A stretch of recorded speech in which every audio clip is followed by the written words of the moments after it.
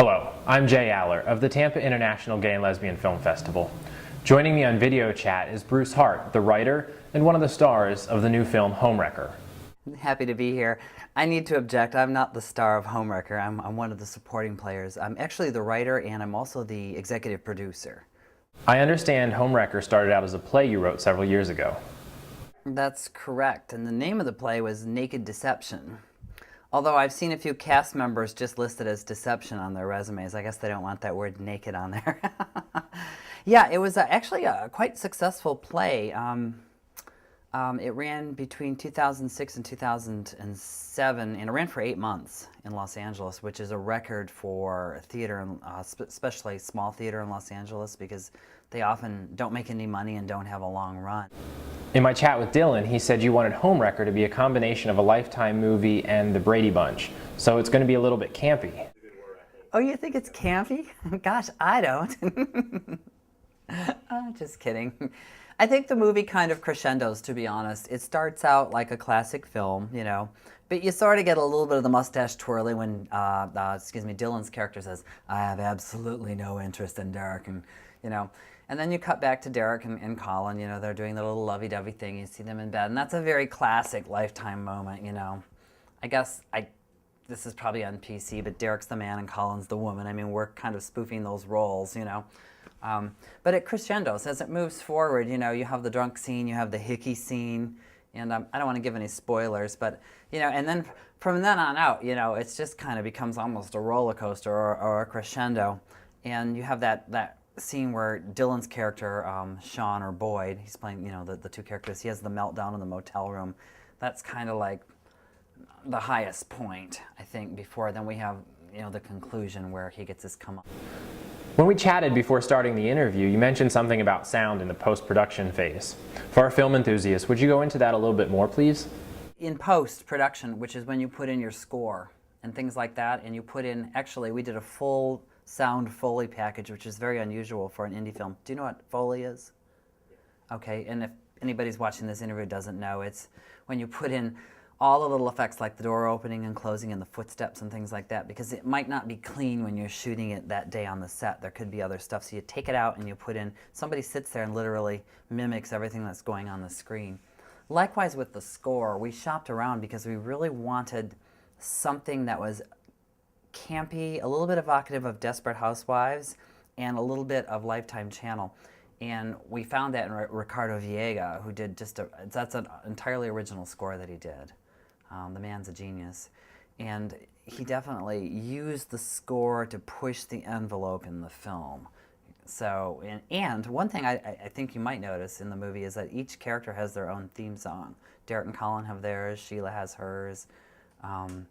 That Dylan's character, Sean Boyd, has his own little sneaking music. So it's kind of cool.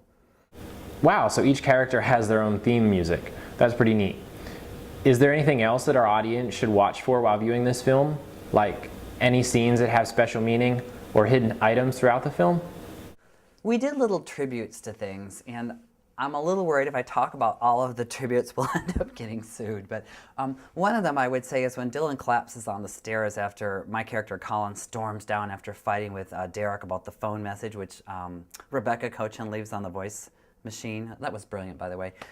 Dylan collapses and he does this like real cigarette-y kind of That was a little tribute to Betty Davis and whatever happened to Baby Jane. A little bit of the drunk scene is a little hats off to a film that you probably never saw from, I think, 1964, Lucille Ball in Yours, Mine, and Ours, when she's going to potentially be the stepmom to Henry Fonda's kids, and they spike her drink with all these different kinds of alcohol. Now, she was brilliant in that film. That was like a Lucy moment.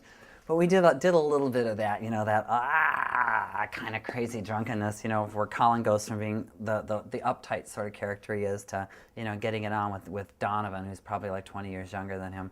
So one thing to look for, though, if you're looking for technical things, when we shot the film, we alternately used the word partner and lover for Derek and Colin. And Derek refers to Colin as his partner, and he also refers to him as his lover. In the middle of shooting it, this is before Proposition 8 was passed, but gay marriage became legal in Southern California. So we went back and we re-recorded the dialogue. And we changed everything to husband. Every time Derek opens his mouth, no matter what his mouth is saying, you hear the word husband, which is kind of funny. Bruce, I noticed the director's last name is Hart as well. Are you and Paul related? Absolutely. That's my brother Paul from Sony Pictures. He, as I mentioned, was not originally slated to direct it. Emmett Laverty was slated to direct it, but was in an automobile accident, unfortunately. He came back later and was able to help us with effects. Emmett did a lot of the effect shots, but he wasn't able to direct. So my brother stepped in, and it was a really collaborative effort. It was wonderful. I hadn't worked with my brother on a film before, but we'd written things together. So I have to say, not only did he do a great job directing, but I never would have survived post-production if it hadn't been my brother, because I could say things to my brother or lose my temper with my brother more so than I could with somebody who wasn't a blood relative. Some days we'd end up screaming at each other, and then we'd hang up the phone or whatever, and then we'd call each other back and we'd start laughing, you know. All right, yeah, I'm working on it. Yeah, so am I. So yeah, and he brought a really good vision to the film. And one of the things that I thought he did that was quite unique is, because he's also an editor, is he shot things in an economical way. He was almost editing as he was shooting. And it made for a very pleasant shooting schedule and actually a very efficient shooting schedule. How was it getting to work with Rebecca Cochin? She is a highly intelligent, highly professional actress, and she's just a little slip of a thing. She's one of those people that the camera just loves, and she does appear to be larger than life.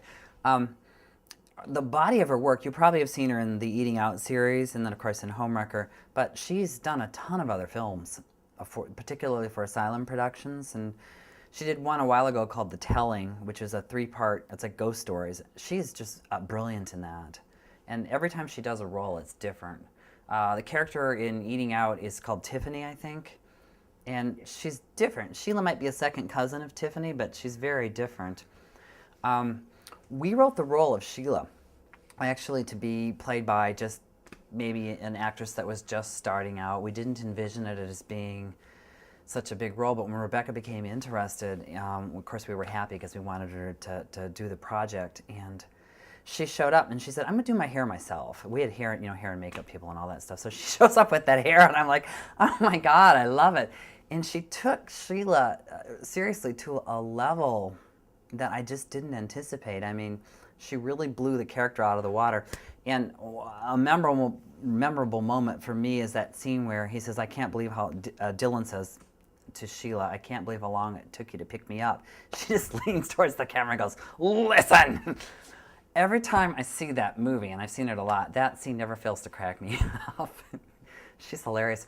She's also a stand-up comedian and quite successful. Yeah, she and her life partner, Dante, I think they've got a booking in Las Vegas that's coming up, but yeah, they do that when they're not working in movies. So, Bruce, thank you so much for your time. Do you have any final thoughts on your film Homewrecker or the independent gay and lesbian film industry? I would like to see people doing different types of films. We're seeing a lot of very serious coming out stories, and I'd like to see people move away from that. I'd like to see more films like Homewrecker where being gay is actually incidental to the story. Where it's no longer a big deal that you're gay. Yeah, you've all got great jobs and homes and things like that, and now let's get on with the plot. You're watching. I guess in conclusion, when I turn on the TV set, and even when I was a kid I used to do this, I'd turn on the show, the set, and I'd watch shows like Bewitched or Donna Reed or things like that, and I kept looking for myself. I'm like, why aren't there two guys running the house, you know? I'd like to get to that point, and I'm hoping that, you know, as we move forward with both the gay movement and with gay films, that we'll see more and more positive types of films being produced. Wow. Thank you very much, Bruce. It's been an absolute pleasure. Thank you for taking the time. And I really hope everybody at the festival and at the event where Homewrecker is being shown enjoys Homewrecker as much as we enjoyed shooting it. The cast and crew, we really had a blast shooting it. And you know, there's an old adage, they say sometimes if you have a great time shooting a film, it's not necessarily going to turn out to be anything, but I feel just the opposite. I feel like we had a great time, and the reactions that we've been getting on Homewrecker have just been great. I'm Jay Aller with the Tampa International Gay and Lesbian Film Festival. See you at the movies.